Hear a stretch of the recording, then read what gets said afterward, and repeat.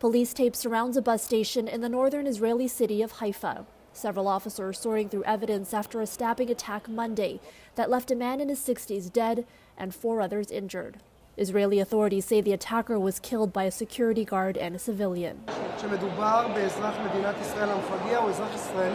Police say the assailant was an Arab citizen of Israel who had recently returned to Israel after some time abroad.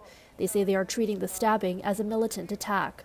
Palestinian militant group Hamas praising the attack but stopping short of claiming responsibility for it. The incident comes as tensions remain high over the fate of the ceasefire in Gaza. The first phase expired on Saturday, with details yet to be decided on how the second phase could proceed.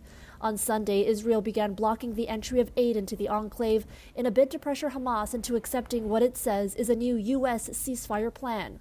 The plan would extend the current temporary ceasefire until the end of Ramadan and Passover later this spring. Netanyahu says it was presented by U.S. Special Envoy to the Middle East, Steve Witkoff. During that time, we can discuss the conditions for a permanent ceasefire that will end the war in Gaza. In Witkoff's plan, half of the hostages would be released right away, and the remaining half would be released if we reach an agreement on a permanent ceasefire. Israel has decided to stop letting goods and supplies into Gaza, something we've done for the past 42 days.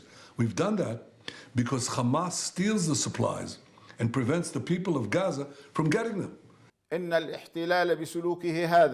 Meantime, the Palestinian militant group accusing Israel of attempting to push things back to square one by extending the first phase of the ceasefire, adding that the only way they would release the hostages is for Israel to immediately enter negotiations for phase 2. The standoff causing fear among Israelis and hostage families who worry about the consequences for their loved ones remaining in Gaza. Meanwhile, in Gaza's Khan Yunis, mourners praying over the bodies of 2 men killed by Israeli fire in Rafah. In a statement, the Israeli military said its forces fired at a motorboat in the coastal area of Khan Yunis that was violating security restrictions in the area.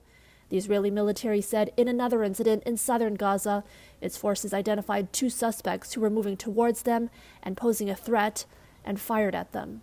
For City News, I'm Erica Natividad.